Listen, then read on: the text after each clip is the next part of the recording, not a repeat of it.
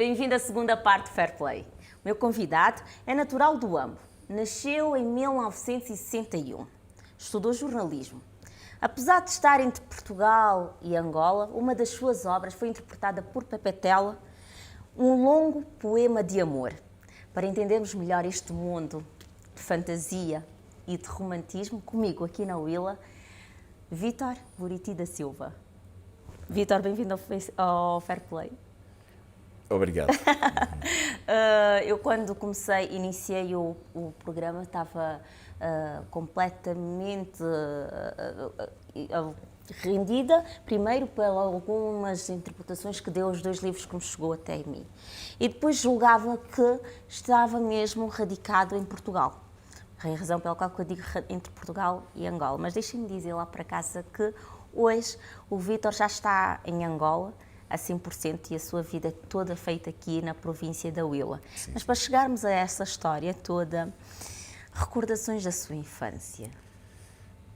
São bastantes familiares, as brincadeiras em família. No Ambo? No Ambo, não é? Com os meus irmãos, a quem muito considero, não é? Que são o Tony e o Cali, as influências do meu pai, Fernando, que sempre nos conduziu ao hábito do livro. O meu pai sempre leu bastante. Somos também influenciados pelo nosso avô António Buriti da Silva, primeiro negro, por exemplo, a ser o diretor dos Caminhos de Ferro de Benguela. António Buriti da Silva, bastante influente e que deixou em nós um grande legado. Legado esse que nós temos, né? E digo, é uma obrigação. É uma obrigação que respeitar, porque é muito pesado. Por quê? Foram pessoas importantes demais para aquilo que se convenciona na normalidade. Um respeito imenso, tanto pelo meu pai como pelo meu avô, num tempo difícil ainda do colonialismo, negro como ele, conseguir ter o poder que tinha. O respeito. O respeito também, não é? Tanto que o meu avô é deputado em Portugal ainda no tempo colonial, tendo sido o primeiro negro a visitar o Vaticano, não é? São legados muito pesados para nós e que nós temos que carregar com responsabilidade, evoluindo, não só vivermos o legado deixado, mas também fazermos com que ele cresça e continue a responsabilidade familiar, tanto pelos meus irmãos, um ministro durante bastantes anos, outro como reitor também muitos anos, pessoas muito importantes, tanto na vida política como académica, e também na escrita, porque ambos escrevem, todos escrevemos, não é? E então eu, não por essa obrigação só, mas cumprindo o legado familiar, sinto-me incumbido nesse prazer que é escrever, né, e respeitar o nosso nome. Esta importância, este legado deixado pelo avô António, que passou para uma geração, que pelas palavras resumindo, leva-me a crer que há um respeito, acima de tudo, pelo nome e por tudo que o avô fez e deve-se dar essa continuidade. É transmitido pelas gerações que vieram a seguir? Eu pretendo que sim. Eu pretendo que esse caminho seja seguido, porque os legados são continuados por quem vamos deixando, tanto pelos nossos filhos como pelos nossos sobrinhos e irmãos mais novos. Eu, por exemplo, como irmão mais novo, não temos o nosso pai que faleceu em 75, ficou o meu irmão mais velho e o outro seguinte, e não só porque temos outros familiares, graças a Deus, que deram continuidade ao legado familiar. É um prazer, e não que isto seja um paradoxo, uma obrigação intrínseca dentro de nós, da família. Já é uma coisa natural. Acaba por ser natural, né? Sendo transmitida pelo sangue. O sangue obriga-nos a esse seguimento, não é? E nós tentamos cumpri-lo, mesmo que os sonhos nos transmitam essa necessidade. E eu muitas vezes sonho com o meu pai, muitas vezes sonho com o meu avô, obrigando-me, entre aspas, a cumprir o legado que foi deixado pela família. E Com este legado deixado com tanto rigor que deu aqui a explicação e que dá para sentir o peso da responsabilidade, quando chega a fase de decidir o que é que queria tirar, o que é que seguiu? em termos de estudos, Em termos de estudos. eu na altura, eu sempre estive muito ligado à literatura. E no início, muito jovem, e sabe que quando somos jovens, né, há muitas influências e nem sempre as mais corretas seguimos.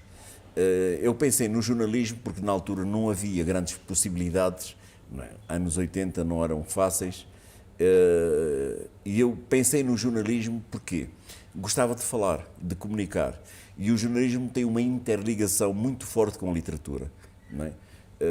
Sabendo nós que a linguagem jornalística, não sendo literária, é não literária. E sendo não literária, é comunicativa, é informativa, é informação. Toda ela passa pelo mesmo exato, caminho. pelo mesmo caminho, o mesmo processo, que é a comunicação. Embora seja, como é óbvio, atingir públicos, não é, mais amplos, utiliza uma linguagem menos técnica, não é? Menos elaborada. Pensei nisso e foi o que segui.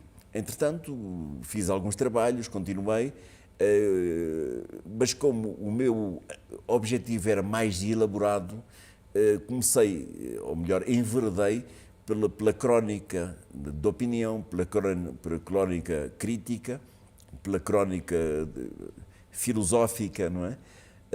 Mas sempre dentro da área do jornalismo. Entretanto, surge uma oportunidade de Angola, sugerida pela minha família, que eu muito honro e com grande orgulho aqui enalteço, porque, né, sabe, muito cedo fiquei sem o meu pai. E em 75? Em 75. E sempre tive, da parte da minha família, dos meus irmãos mais velhos, um apoio muito grande e muito forte para a continuação, né? E para o estímulo. E se calhar, graças a eles, eu hoje existo como estou, né? Com o que tenho, feliz. Eu não ambiciono riqueza, não ambiciono... Mas o senhor é rico. Só por tudo já me transmitiu, nestes 10 minutos, senti muita riqueza. E quando decide enverdar para o jornalismo, porque não havia muitas hipóteses nesta altura, fê-lo cá ou já fê-lo em Portugal? Eu fiz em Portugal. Eu licenciei-me em Portugal. Como é que foi essa passagem de mudança de Angola para Portugal, adaptação? Fui muito jovem. Levei uma grande melancolia, senti uma grande estranheza, mas fui-me redimindo às circunstâncias que a vida me ia proporcionando, adaptando-me. Nunca me desliguei dos meus laços sanguíneos, que são, né, onde a minha mãe me pôs no mundo, que é este local. Angola. Minha mãe, inclusivamente a minha mãe é desta província, a minha mãe é de Caconda. É daqui, da Huila? A minha mãe é de Caconda, não é? É uma província que, sei lá, sem explicação, me diz muito, embora eu tenha nascido no Uambo e gosto muito do Uambo também, né? Mas eu tenho uma miscelânea familiar enorme, porque nós estamos muito misturados entre oriundos de Luanda, Uambo e depois mães daqui ou dali, não é? Mas que no fundo não interferiram naquilo que hoje somos como homens, como pessoas, e graças a Deus, com muito esforço, porque nada nos aconteceu por acaso, e a isso muito devo aos meus irmãos mais velhos, que foram os grandes empreendedores e seguidores daquilo que hoje é o legado do nosso nome. E com muito respeito, irmãos e irmãs, não é? Quando falo nos irmãos, não excluo as irmãs, não excluo as irmãs, falo na globalidade. Verdade, somos muitos e, graças a Deus, com muito amor. O dom para a escrita, quando é que descobre que tinha jeito para escrever? Eu começo a escrever muito cedo. Com quantos anos? 6, 7. 6, 7? 6, 7. Até gaguejei, que acompanharam. 6, 7 anos já começou a escrever. Eu comecei a escrever. Já queria mesmo escrever, sim, rabiscos, histórias. Sim, eu já escrevi. E começava o quê? Como Era Uma Vez? Eu queria escrever histórias. Sim, porque tipo com poemas, 7 anos já é criança, é mundo da fantasia. Bebé, não é? Tipo, não é? Por isso é que muitas das vezes, não é? Por acaso, e há coisas interessantes na vida, quando nós nos revemos em alguém que, entretanto, vamos descobrindo como no futuro. Quando comecei a estudar Fernando Pessoa, ainda no 9º ano do liceu em Portugal, comecei a identificar muito com o que ele deixou. Quando Fernando Pessoa, aos 6 anos de idade, o seu primeiro texto é dedicado à sua mãe, com um poema lindíssimo que é Os Sinos da Minha Aldeia. Sabe, decora? Infelizmente não sei. Já soube, não é? Já soube, agora não sei, mas era lindíssimo. E o Fernando Pessoa, com 6 anos, atrás das saias da mãe, e diz-lhe: mãe, quero dizer-te uma poesia. E a mãe vira-se para ele e diz: pá, tu sabes lá o que é isso? Pá, tu sabes lá o que é isso? E mãe, mas eu escrevi para ti. Os Sinos da Minha Aldeia és tu. Não é? Portanto, revi-me muito mais tarde nesse processo. Porque também muito pequena, e a minha mãe pode comprovar, a graça de Deus está viva. Como é que se chama, senhora? Beatriz Amaro Boritira Silva.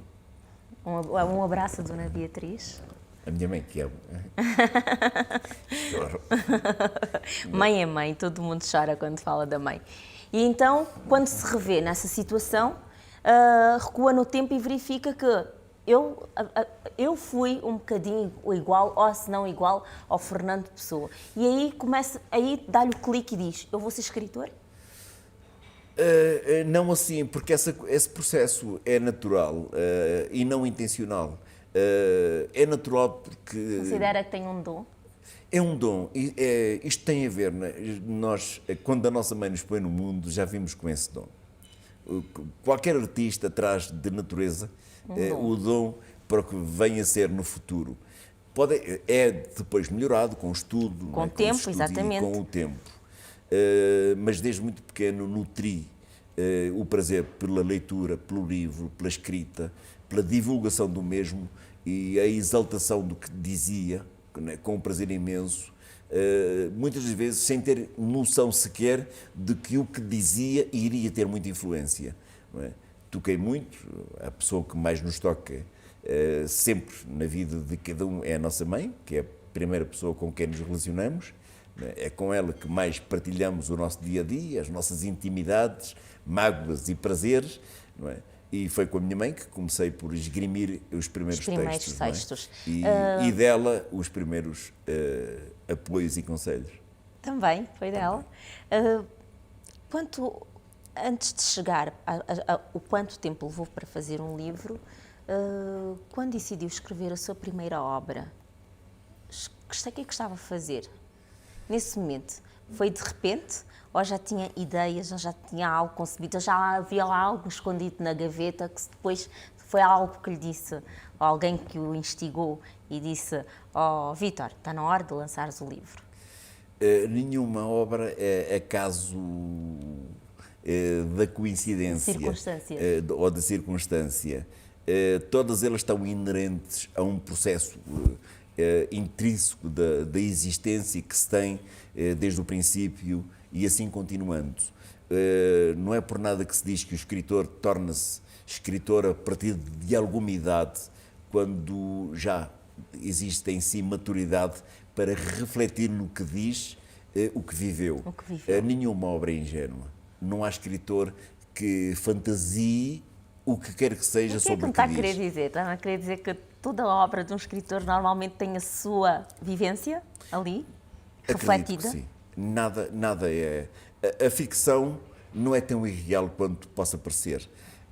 Toda ela tem a ver com a existência, com os processos de vida e acima de tudo, a experiência, né, que se vive em si faz com que o escritor seja mais ou menos real, mas toda ela é, no fundo,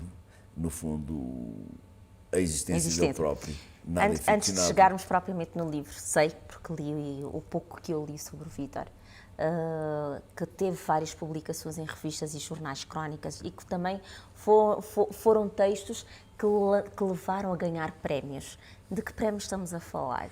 Lembra-se, conte-nos uma parte dessa sua vida, dessa sua estrada de vida. Foram vários, ganhei bastante. Mas foi cá ou em Portugal? Não, quase todos em Portugal. Quase todos em Portugal. Que foi orgulho. onde iniciei a minha vida literária, a minha carreira jornalística, onde me licenciei, e aprendi, para ser sincero, aprendi a melhorar a minha escrita com o jornalismo, não é? Porque o jornalismo, o curso no meu tempo, exigia a que se tivesse uma boa dicção oral, uma boa elaboração escrita, uma correção perfeita, uma analogia linda. Interpretação, A inclusive. interpretação, porque o jornalista, eu tenho dito muitas vezes, embora não seja já jornalista de carreira, mas sou jornalista de formação, Mas com a prática entendi, já tem sensibilidade e já consegue criticar. sim, sempre entendi que o jornalismo é uma das carreiras mais cultas do mundo. Sério? O jornalista é amplo, tem que perceber, né, de fio a pavio tudo o que se passa. Portanto, tem que ser culto. Por isso enaltece e gosto. E estes prémios, qual foi o que lhe mais marcou? A mim, todos os prémios marcam. Nenhum... Mas há um que fica, que foi diferente. O prémio que mais me marcou foi numa coletânea em que fui convidado a participar e que fiquei colocado nos 10 melhores entre 200 escritores e que dediquei à minha mãe. Dona Beatriz, a Beatriz, não é? Lembra-se da... Foi um poema, não foi? Foi um poema, não me lembro de cor do poema, O título foi um do texto, poema. foi um texto Foi um curto. texto? Sim, Tinha um texto título? poetizado, que era No Teu Piano. E dediquei esse prémio à minha mãe, que estava na plateia e assistiu A à entrega da chamada da entrega do prémio de um dos melhores textos do livro. E eu, com muito orgulho, né, porque a minha mãe é provavelmente das pessoas que mais amo. Né, Nota-se cada vez que eu falo, ou se vai chegar ao tema mãe, vocês não percebem como é que o olhar do Vítor fica brilhante, tanto cheio de brilho, e aí é que se vê que, de facto, o amor de mãe para filho, de filho para mãe, o amor de mãe para filho, de facto, é mais forte. Mas eu acredito que há um tempo que, de repente, aquilo transforma-se de igual para igual. O amor de filho também que acaba por ser igual ao amor de mãe. Não na mesma proporção, porque eu acredito que mãe é mãe.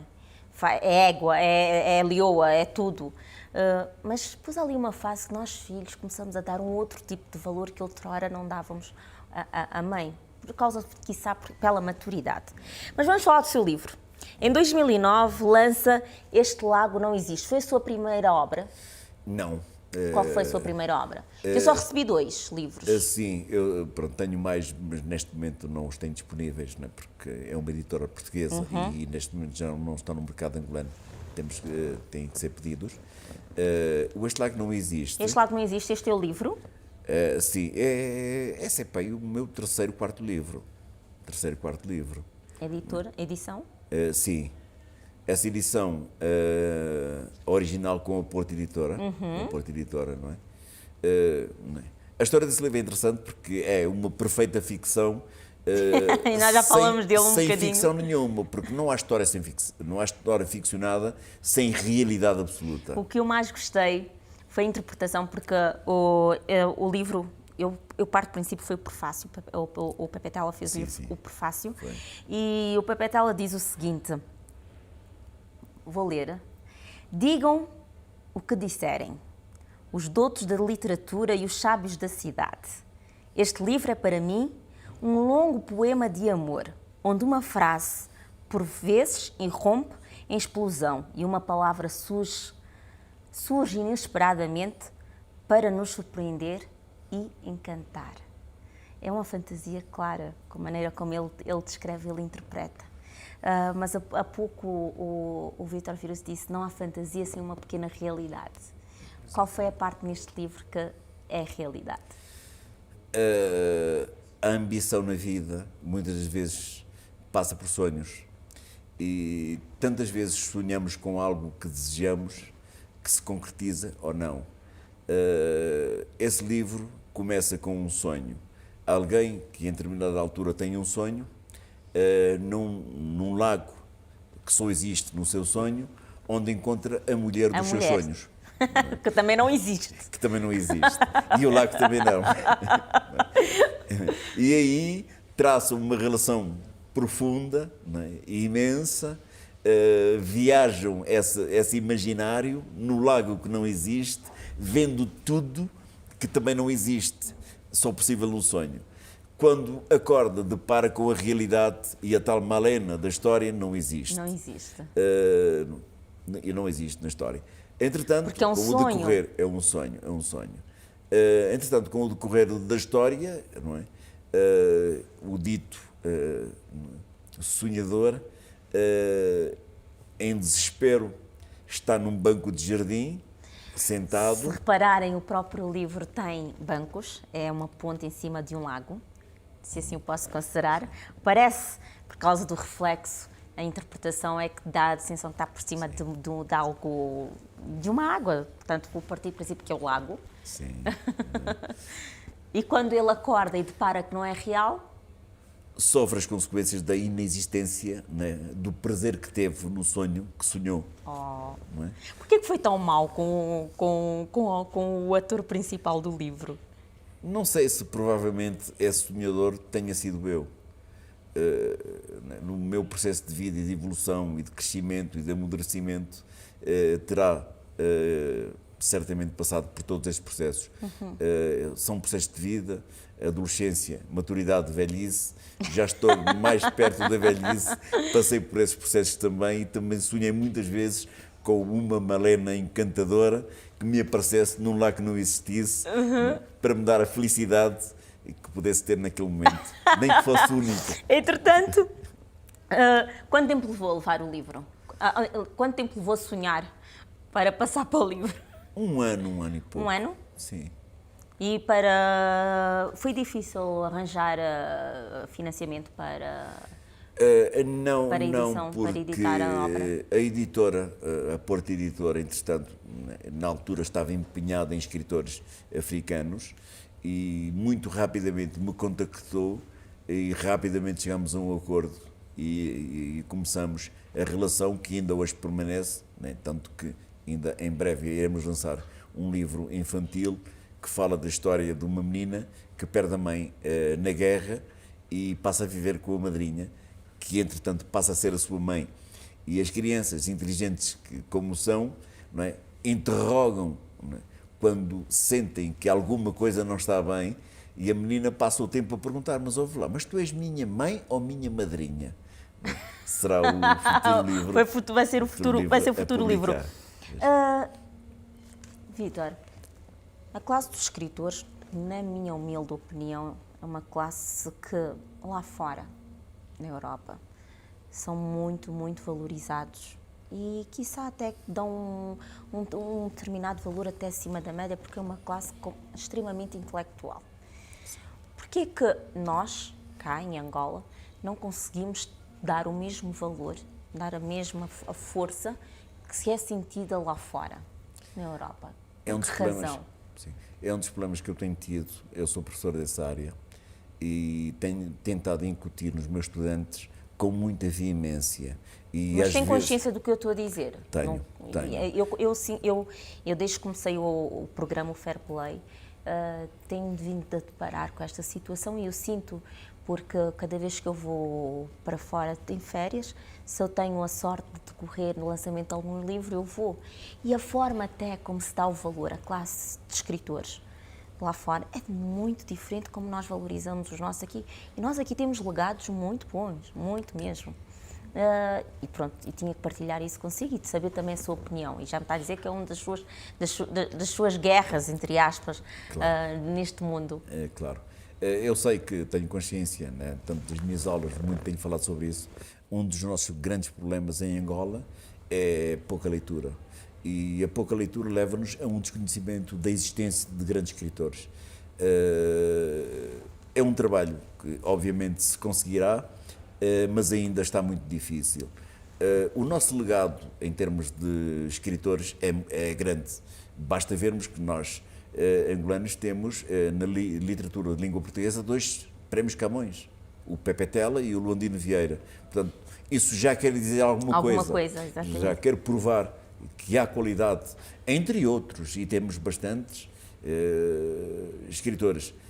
O nosso público, a nossa população não está ainda sensibilizada, nem tampouco, tenho constatado, percebe a utilidade de uma biblioteca. Eles acham que a biblioteca é um local de estudo. Sentam-se, trazem o seu material e estudam. A biblioteca não é isso. Sala de estudo é outra área, poderá pertencer à biblioteca. A biblioteca é um local de consulta de livros. Nós temos livros para consulta, solicitamos que leiam, e uma das minhas grandes lutas, lutarei até morrer, não por escrever, mas porque entender que quem não lê não é culto. E o povo que mais lê, mais culto é. Sim, basta vermos sondagens internacionais, e eu, com muita humildade, tenho muitas vezes dito que devemos seguir os melhores. E se os melhores existem, sigamos-los. São, obviamente, a Europa, o velho continente que nos traz um legado extraordinário. Temos Ásia, que me surpreende. Por exemplo, China e Índia são países que leem muito acima dos 80%. Não falo dos Estados Unidos e Canadá. Surpreende-me o Brasil, que não está melhor que nós. Não está melhor que nós. É um país que lê muito pouco e tem uma qualidade extraordinária de escritores, mas o que essencialmente me preocupa é o meu país, são as pessoas do meu país, e eu, como professor da área, muito tenho lutado para que isso seja conseguido, inclusivamente também, com grande mérito, o nosso governo tem apostado em cadeiras nucleares, nestes últimos anos, em cadeiras nucleares viradas à língua portuguesa e à literatura. É verdade, sim, senhor. Fica aqui uma mensagem lá para casa para os nossos jovens, com o que agora o Vítor acabou de dizer. Nós estamos a terminar o Fair Play. Passa rápido. Eu sei que o meu tempo esgotou, porque os meus colegas disseram que já esgotou. Eu só queria mostrar este livro que eu prometi ao Vítor, queria ler, que eu adorei a interpretação que o Vítor deu do livro. É uma história que vem de 1975, o desenvolvimento de luta pela liberdade, a ansiedade por conseguir sonhos.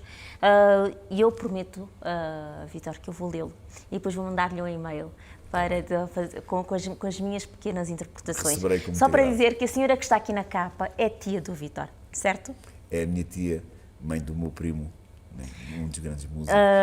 Entretanto, para terminar, findar, Vítor, e rápido, eu vou-lhe lançar 3 palavras. Uma palavra, eu quero uma interpretação que me dê e nós terminamos o Fair Play. Pode ser? Pode ser. Pepetela. Provavelmente o melhor escritor angolano. Angola. O país que amo. Porto. Muito gosto. Muito obrigada por essa oportunidade de dar o Fair Play. Para mim é um contributo muito grande, tanto para a minha equipa toda, como para mim enquanto pessoa. Muito obrigada, Vítor. Obrigado, eu. Caros telespectadores, chegamos ao fim de mais uma edição de Fair Play. Caso queira ver essa entrevista, vá até a nossa página do Facebook, Fair Play. Desejo-lhe uma ótima semana de trabalho. Boa noite.